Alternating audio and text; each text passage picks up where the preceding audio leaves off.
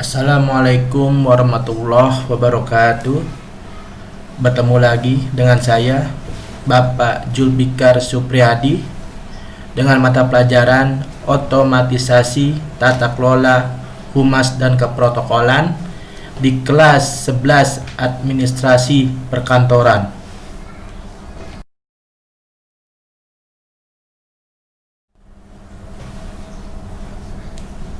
Hakikat hubungan masyarakat. Hubungan masyarakat atau humas dalam melakukan tugasnya memiliki ruang lingkup yang perlu diketahui oleh praktisi humas. Ruang lingkup humas dibutuhkan dengan tujuan agar saat melaksanakan kewajibannya sebagai humas mampu menyadari apa yang menjadi tugas dan wewenangnya.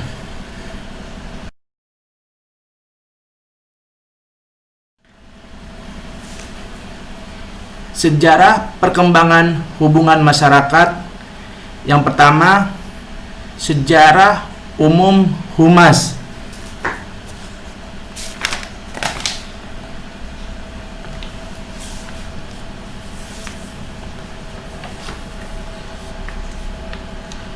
Pada dasarnya, perkembangan public relation sebenarnya mampu dikaitkan dengan adanya keberadaan manusia.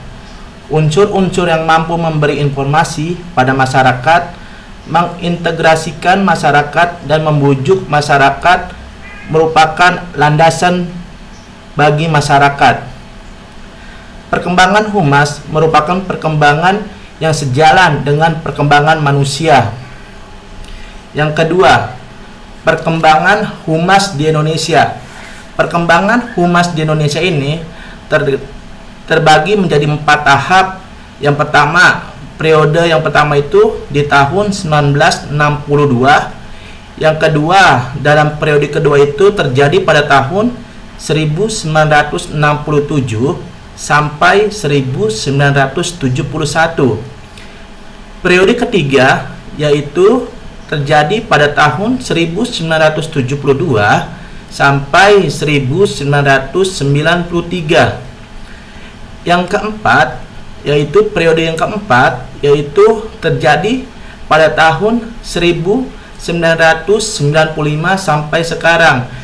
Dari sinilah kita menjadi tahu bagaimana perkembangan humas di Indonesia itu sudah cukup panjang terjadi di Indonesia. Dari tahun 62 dimulai dari periode pertama sampai ke periode 4 yang dimulai dari tahun 1995 sampai sekarang.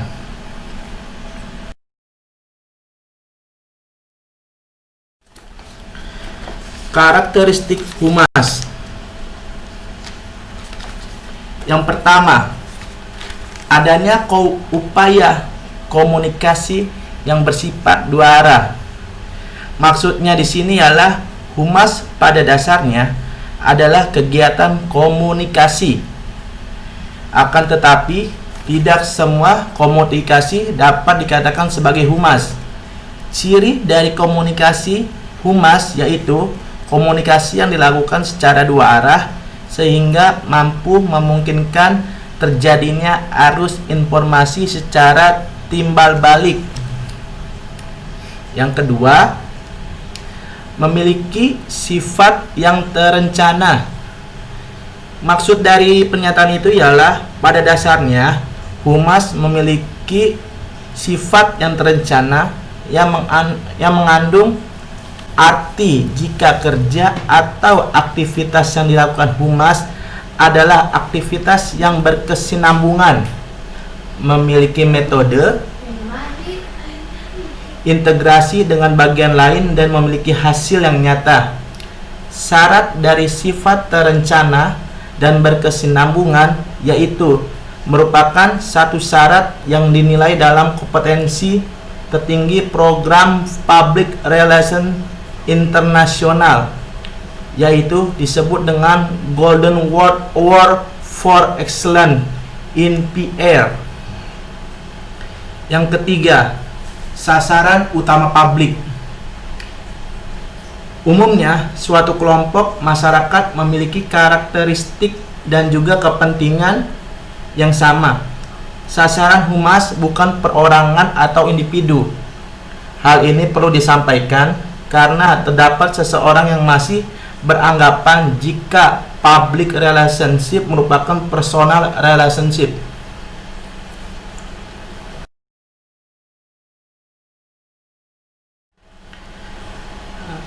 Konsep humas. Konsep humas terbagi menjadi dua, yaitu adanya konsep tradisional maupun konsep modern. Konsep tradisional terbagi menjadi tiga. Ada konsep tradisional tertutup. Yang kedua, konsep tradisional terbatas. Yang ketiga, konsep tradisional eksternal. Lalu di konsep modern juga terbagi menjadi tiga. Yang pertama, konsep modern terbuka.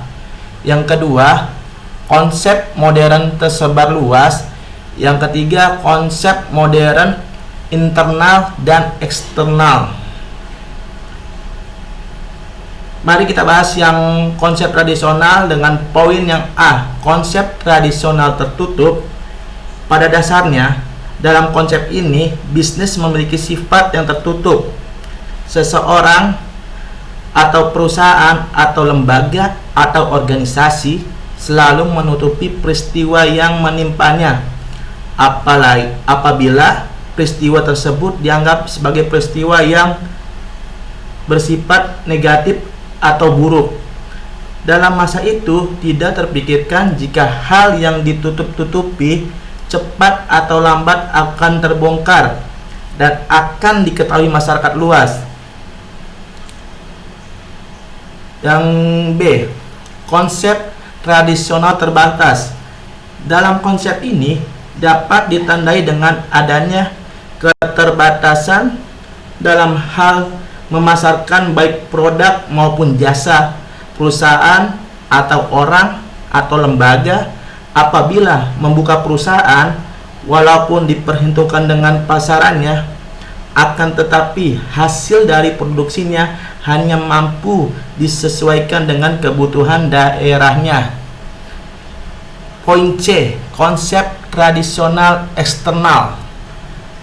Dalam konsep kehumasan eksternal, pada dasarnya lebih mengarah pada kegiatan yang memiliki sifat yang eksternal atau hanya untuk masyarakat yang berada di luar perusahaan atau organisasi saja. Lalu kita bahas yang konsep modern. Kita bahas yang poin A, konsep modern terbuka. Dalam konsep ini, suatu bisnis yang dijalankan baik perorangan, perusahaan, atau lembaga pada umumnya telah menyadari bagaimana pentingnya suatu informasi yang diberikan kepada masyarakat secara benar, terbuka, jujur, jelas, serta sesuai fakta yang terjadi. Yang B, konsep modern tersebar luas. Dalam konsep ini, baik orang maupun perusahaan atau lembaga dalam membuka suatu perusahaan pada dasarnya dengan tujuan agar barang-barang yang diproduksi mampu dipasarkan dengan memperhitungkan segala sesuatu yang tidak saja dipasarkan di daerahnya saja, melainkan juga melakukan pemasaran hasil produksi di daerah yang lain. Poin C, konsep modern internal dan eksternal. Dalam konsep ini, humas harus mampu menjadi penghubung yang berasal dari publik internal dan eksternal. Dalam konsep modern internal dan eksternal, humas pada dasarnya lebih diarahkan pada dua sasaran publik, yaitu publik internal dan juga eksternal. Apabila suatu permasalahan yang memiliki kaitan dengan bawahan yang menyangkut publik internal, maka tugas dari humas yaitu harus mempertemukan kedua kebutuhan yang berasal dari kelompok, di mana kedua macam publik tersebut tentu memiliki keinginan yang satu sama lain, pada dasarnya belum tentu sama.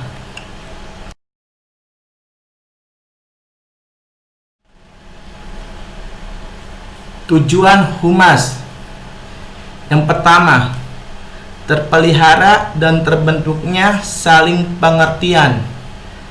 Maksud dari pernyataan ini ialah jika dilihat dari aspek kognisi humas memiliki tujuan, yaitu agar publik dari suatu organisasi atau perusahaan atau lembaga saling pada mengenal, baik yang mengenal suatu kebutuhan, harapan, kepentingan, ataupun budaya masing-masing. Aktivitas dari kehumasan harus menunjukkan adanya suatu usaha komunikasi yang bertujuan agar mencapai suatu sikap saling mengenal dan saling mengerti. Yang kedua, menjaga dan membentuk saling percaya. Dalam aspek humas memiliki tujuan, yaitu mencapai sikap saling percaya dengan cara menerapkan prinsip komunikasi yang bersifat persuasif. Sikap saling percaya keberadaannya masih bersifat laten atau tersembunyi, yaitu dalam keyakinan seseorang atau publik terhadap ketulusan atau kebaikan orang lain. Yang ketiga, memelihara dan menciptakan kerjasama.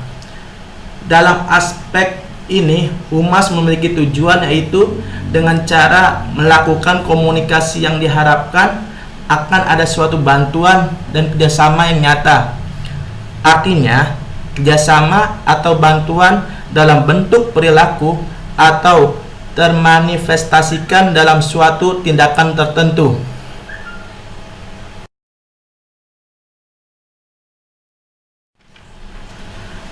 Adapun tugas-tugas humas, yang pertama, menimbulkan dan juga membangkitkan rasa tanggung jawab yang besar pada masyarakat terhadap kelangsungan dari program yang berasal dari organisasi atau lembaga atau perusahaan tersebut secara efisien dan efektif. Yang kedua, meningkatkan partisipasi, dukungan, dan juga bantuan yang dilakukan secara konkret yang berasal dari masyarakat, baik berupa sarana, tenaga, ataupun dana yang bertujuan demi kelancaran dan tercapainya tujuan organisasi. Yang ketiga, mengikut sertakan masyarakat dalam rangkaian memecahkan permasalahan yang dihadapi. Demikianlah pemaparan dari Bapak tentang otomatisasi tata kelola humas dan keprotokolan dalam bab ini. Anak-anak, setelah pemaparan ini Bapak akan memberikan uji pengetahuan kepada anak-anak. Nanti tugasnya dikumpulkan dan dipoto, dikirim via WhatsApp melalui nomor Bapak. Yang pertama, soalnya jelaskan yang Anda ketahui tentang peranan hubungan masyarakat atau public relationship. Yang kedua, uraikan yang Anda ketahui tentang hubungan publik internal dalam bidang hubungan masyarakat atau public relations. Yang ketiga, uraikan yang Anda ketahui tentang hubungan masyarakat. Yang keempat, jabarkan perkembangan humas di Indonesia dari tahun 1995 sampai sekarang. Yang kelima, terangkan yang Anda ketahui tentang karakteristik dari hubungan masyarakat. Demikianlah pemaparan Bapak dalam memberikan materi untuk bab ini. Mudah-mudahan kalian semua dapat mengerti dan memahami apa yang Bapak sampaikan. Kurang lebihnya mohon maaf. Wassalamualaikum warahmatullahi wabarakatuh.